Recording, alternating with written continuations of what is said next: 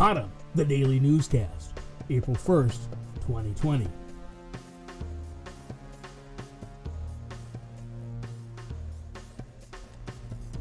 The liberate infection trial finds COVID symptoms don't indicate viral shedding.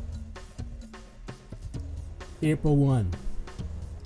The world's first human challenge trial, in which volunteers were deliberately exposed to the coronavirus, has found that symptoms had no effect on how likely an infected person is to pass the disease on to others.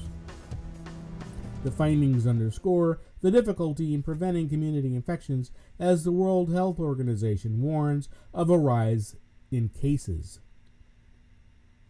The research project, run by Open Orphan with Imperial College London, showed that among the 18 participants that caught COVID-19, the severity of symptoms, or whether they developed symptoms at all, had nothing to do with the viral load in their airways. The viral load, or tendency to shed the virus, was measured by two methods known as focus-forming assay and a quantitative polymerase chain reaction.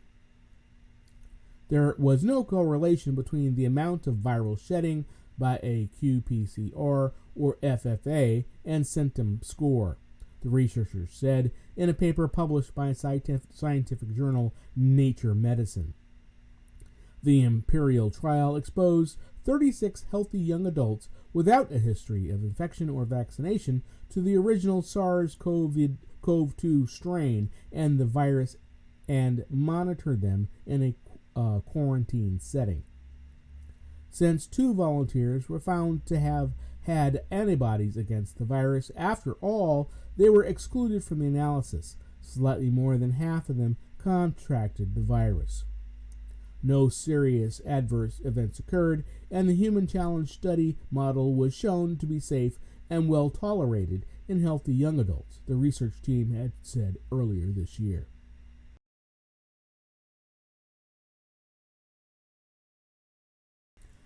Russian logistics hub ablaze, Moscow blames Ukraine.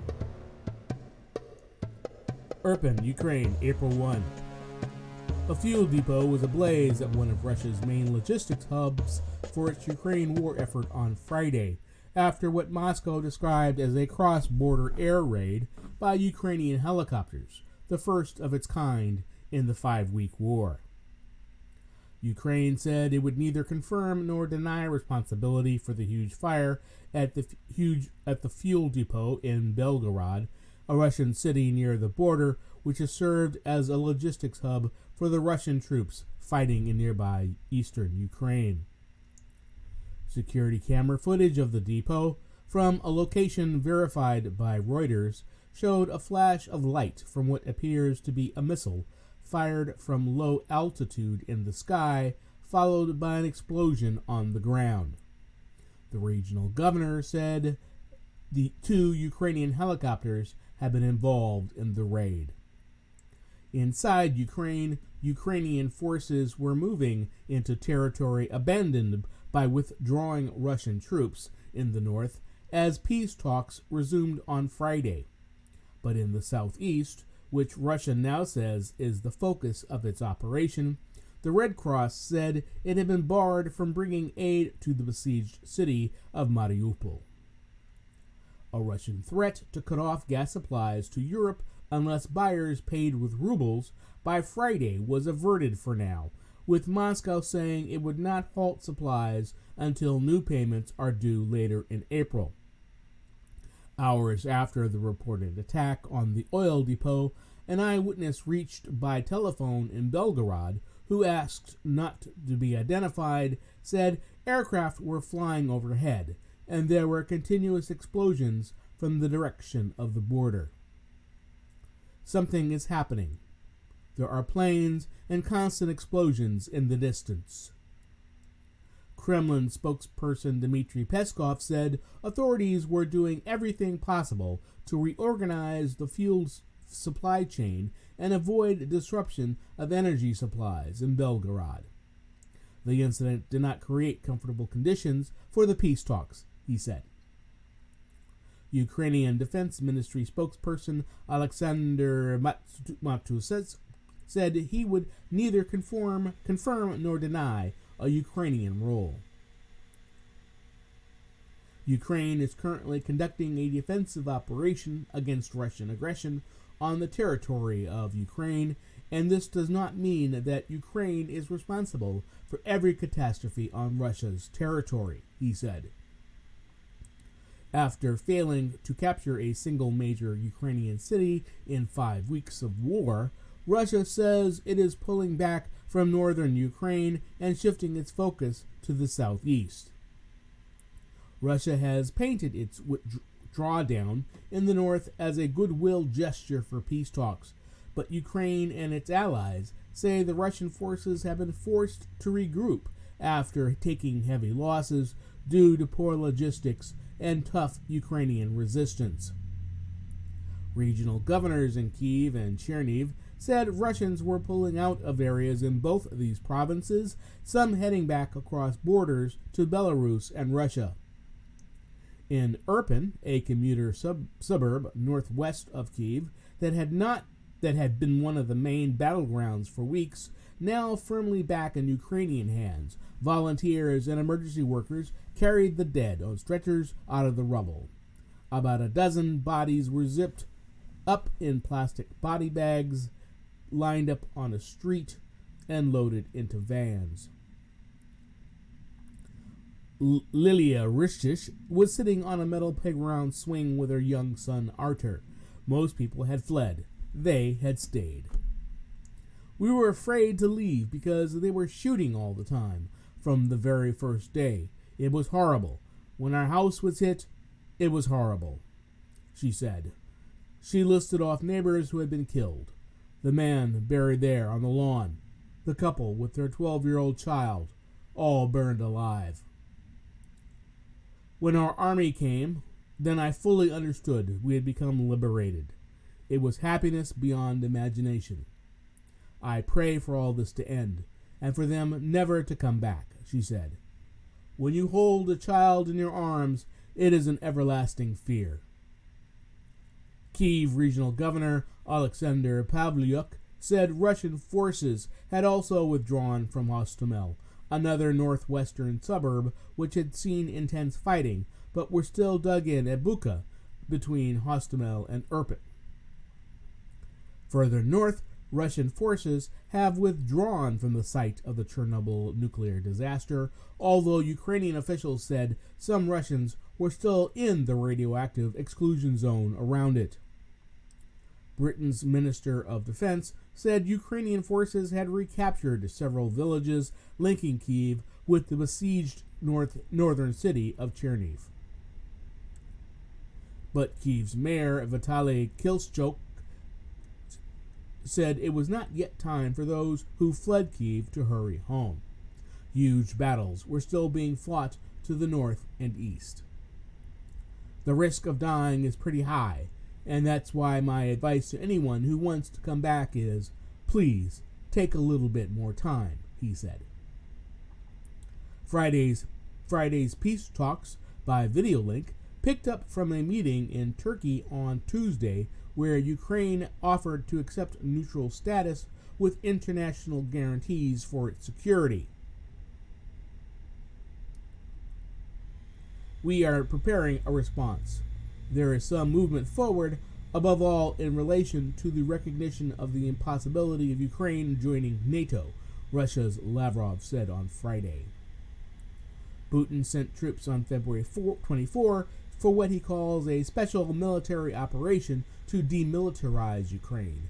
Western countries call it an unprovoked war of aggression and say Putin's real aim was to topple Ukraine's government. Russia now says it has turned its focus to the Donbas, a southeastern area where it has backed separatists since 2014. Russia's biggest target in that area is Mariupol, where the United Nations believes thousands of civilians have died under a month-long siege, suffering relentless bombardment without access to food and water supplies, medicine, or heat. The International Committee of the Red Cross said a convoy it had organized had been denied permission to bring aid into Mariupol. It did not say who had refused permission. Spokesperson Ewan Watson said the convoy of buses had set for Mariupol on Friday without the aid supplies in the hope of reaching the city to evacuate trapped civilians. Ukraine has blamed Russia for refusing to allow any aid to reach the city.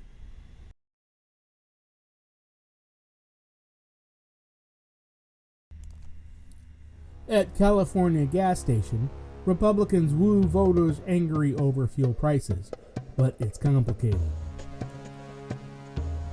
Garden Grove, California, April 1. A half dozen mostly young Republican activists stood gamely outside of a Chevron station at a busy Southern California intersection, jumping up and down and holding a big sign reading, "Gas too high, register Republican." The demonstration in Garden Grove, Orange County, this week drew beeps of support and was successful in getting a few motorists to pull over to talk about gas prices. The Republican Party says the Southern California voter registration effort is one of many it is holding outside gas stations across the country to woo frustrated independents and voters who supported President Joe Biden, a Democrat, in the 2020 election. Republicans are widely expected to gain a majority in the House of Representatives and perhaps even in the Senate in midterm congressional elections in November. Voter displeasure at high gas prices might help get them there. In addition to turning out its deeply conservative base, the party wants to win back moderates who fled the dramatic turns and right-wing nationalism of former President Donald Trump, as well as gain new supporters. But the response at the busy intersection in Garden Grove, which is in a highly competitive Republican-leaning congressional district, shows it is not an easy trick to pull off. 4 people stopped to fill out forms at the group's table. One said he was homeless but could use his parents' address. 3 were already registered as Republicans, while 1 was an independent. "The gas is so high because of Biden and the Biden administration," said Ernie Nueva, 69, who pulled over when he saw the group. Nueva says it now costs $100 to fill the tank on his Nissan Titan V8 truck, up from $60 before the latest spike drove fuel prices to nearly $7 per gallon in parts of California.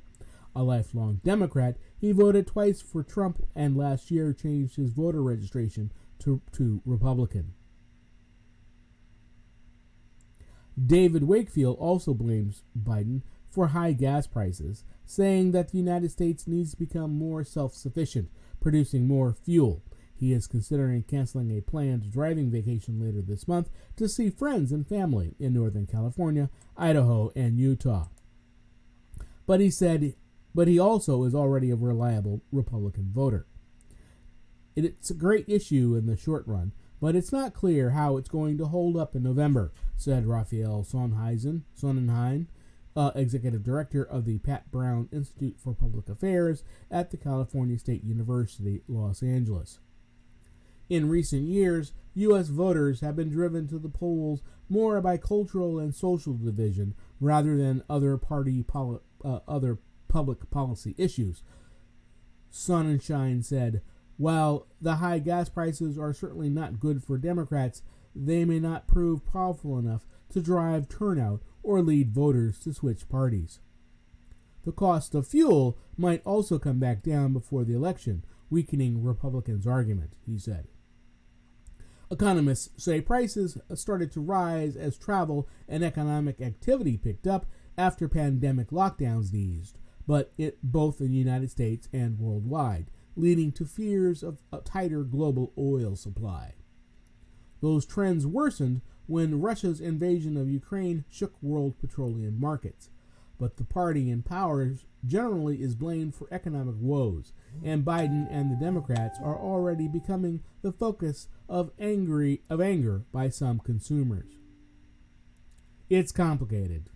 The RNC has conducted similar registration drives at service stations in California and other states, including Arizona, North Carolina, and Florida. RNC spokesperson Mike Joyce said the registration drives at gas stations had been successful, drawing in voters of all political stripes who are angry about gasoline prices. The RNC did not give data showing how many new voters had signed up during these events, except to say that the number was in the thousands. Majorities are won in the margins, and every new voter registered. We are one step closer to finally retiring Nancy Pelosi and Chuck Schumer for good, said RNC spokesperson Emma Vaughn, referring to the Democratic U.S. House Speaker and Senate Majority Leader. At the Chevron in Orange County, scores of motorists loudly honked their support for the tiny group during the nearly 4-hour demonstration. David Dupret, 38, a passenger in a car that was gassing up, feels every penny of the increase in gas prices. He drives to the construction sites where he works and lives on a tight budget while also trying to help his mother. He doesn't blame Biden for high gas prices, but overall he feels that Democratic policies have contributed to the high cost of living in California. He has never voted before, but plans to do so in November as a Republican. I really want to make sure my voice is heard, he said. Motorist Benjamin Cohn, a liberal Democrat, is also feeling the rise in gas prices, but he thinks both parties are pushing back while interpretations of events that are more nuanced. Motorist Benjamin Cohn, a liberal Democrat, is also feeling the rise in gas prices, but he thinks both parties are pushing black and white interpretations of events that are more nuanced. He has no intention of switching sides over gas prices, and on his way out of the Chevron, he honked his horn like many of the others passing motorists. Then he stuck his head out of the window of his minivan. "It's complicated," he yelled and drove away.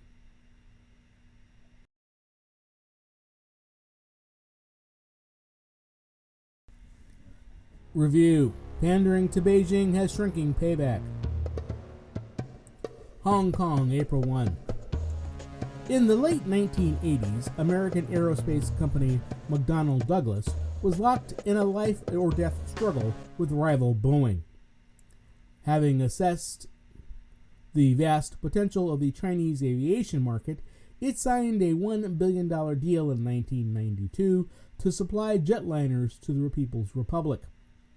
At the same time, the company entered into a joint venture with Shanghai Aviation Industrial Corporation to assemble the planes inside China.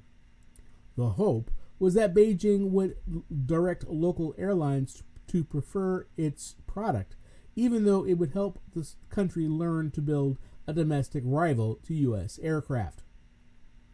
It was a massive mistake. The MD-90 probably inspired China's ARJ-21 regional jet, but the local orders never came. Chinese airlines simply do not want to buy an airplane that's been manufactured in China, raged one baffled executive. It's totally amazing that the Chinese system permits this. The miscalculation contributed to McDonnell Douglas's ultimate merger with Boeing. Capitalists have a long and mixed history of pandering to dictatorial regimes.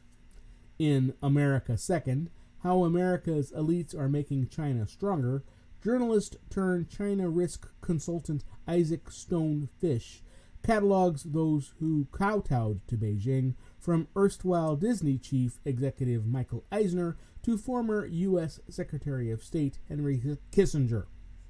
It's fun to see the greedy and hypocritical named and shamed. However, the profit margin of pandering keeps shrinking. Stonefish believes politicians and executives misled American voters in their desire to tap China's cheap labor force and vast market. Corporations recognized they couldn't argue that China was actually making progress on human rights. He writes, so they insisted economic growth would fix the problem. Trade with China would both benefit Americans and democratize China. Stapleton Roy, who was America's ambassador to China from 1991 to 1995, told Stonefish that few in the U.S. government believed this thesis. The idea was used to sell policy, not formulate it. In the event, China's opening up stopped far short of democracy, and President Xi Jinping's rise sent it into reverse. Today, unable to argue they are advancing democratic norms, some business leaders have pivoted to openly defending the Chinese system, citing its decisiveness and ability to make long-term strategic investments. In private, they also argue it keeps pesky social and environmental activists in check.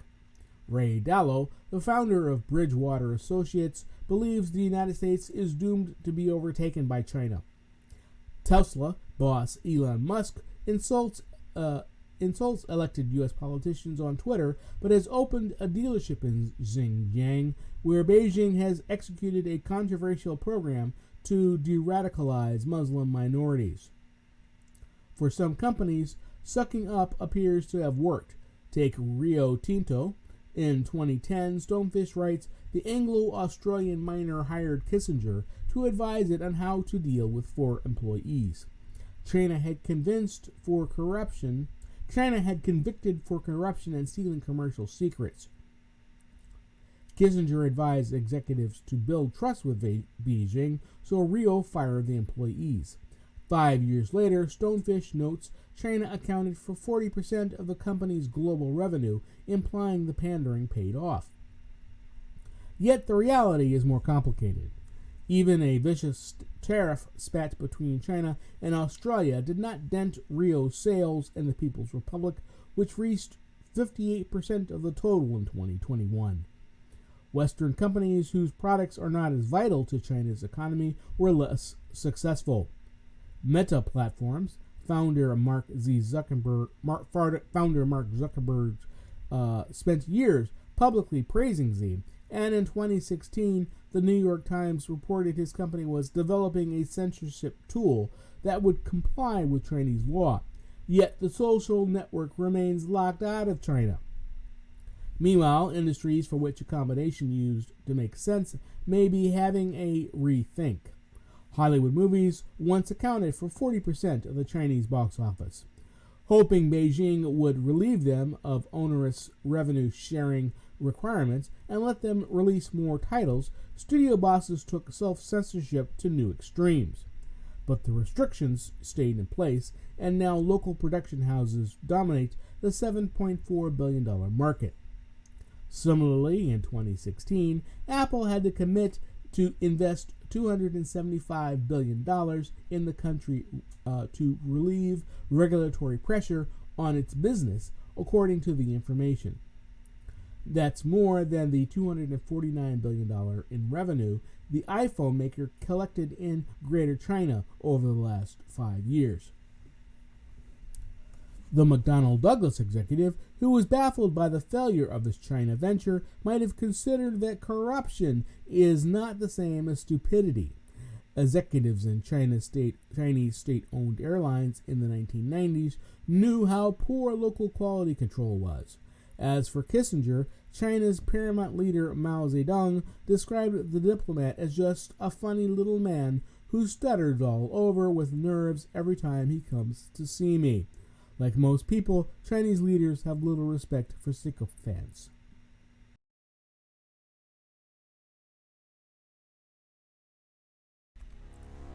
U.S. auto sales slide, but demand for EVs is hot. April 1.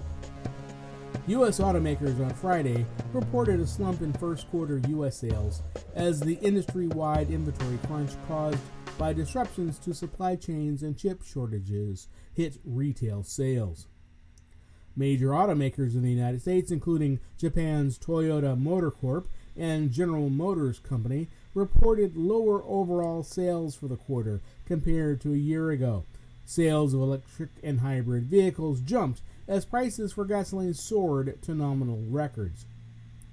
GM forecasts that overall first quarter car and light truck sales would fall to a 14.1 million annualized pace from 16.8 million a year ago.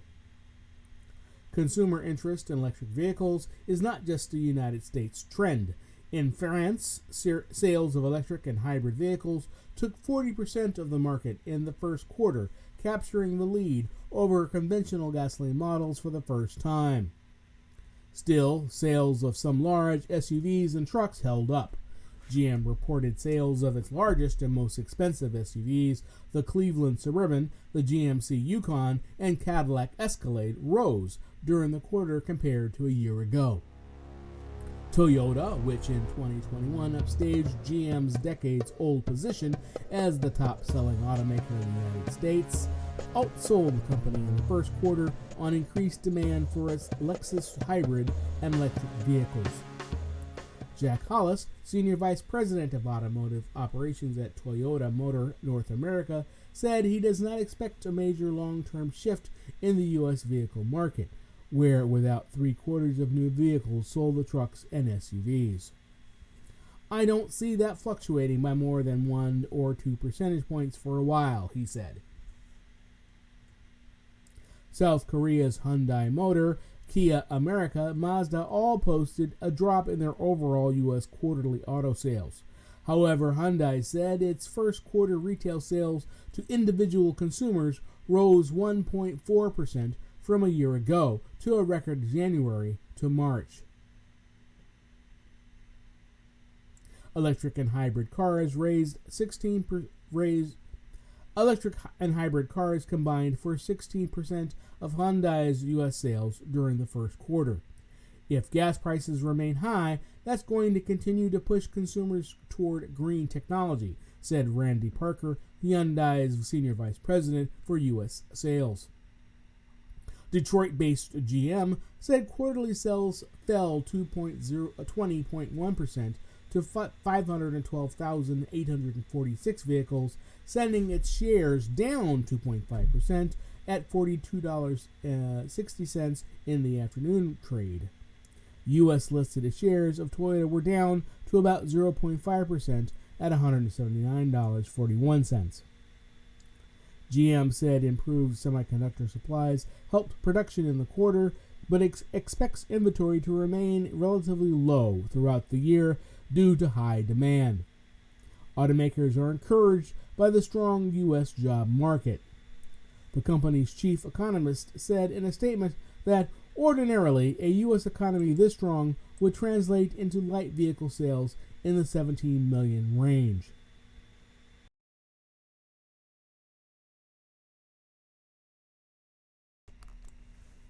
Man who bought small Armory ahead of U.S. Capitol riot gets almost 4-year sentence.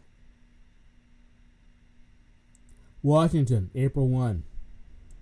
An Alabama man found with a small armory of guns, ammunition, and Molotov cocktails in his pickup truck ahead of the January 6, 2021 U.S. Capitol riot was sentenced to almost 4 years in prison, one of the stiffest sentences so far handed down.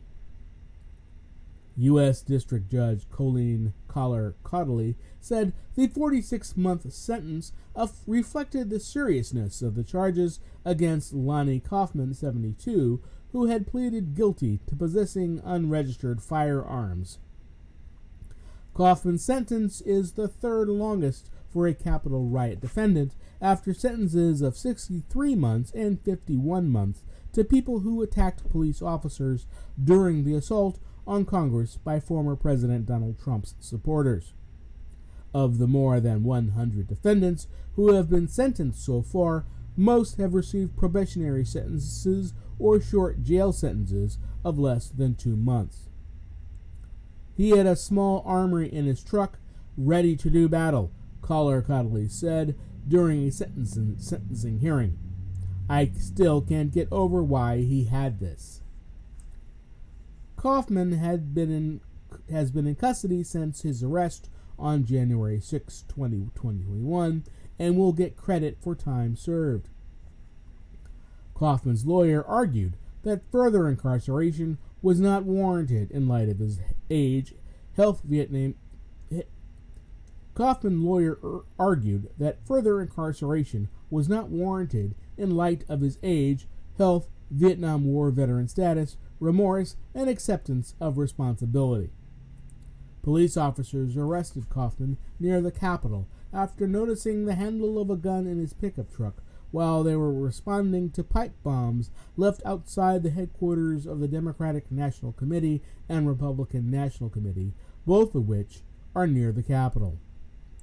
Inside Kaufman's truck, officers found an AR-15 style rifle, a shotgun, a crossbow, several machetes, smoke grenades, and 11 Molotov cocktails. They also found a note with the name of at least one member of Congress and a judge, alongside the notation, "Bad Guy." Prosecutors said at the time that the combination of weapons and political messages suggests that these weapons were intended to be used in an effort to violently attack our elected representatives. About 800 people face criminal charges relating to the storming of the Capitol by Trump supporters, which forced lawmakers to go into hiding during the certification over President Joe Biden's election victory.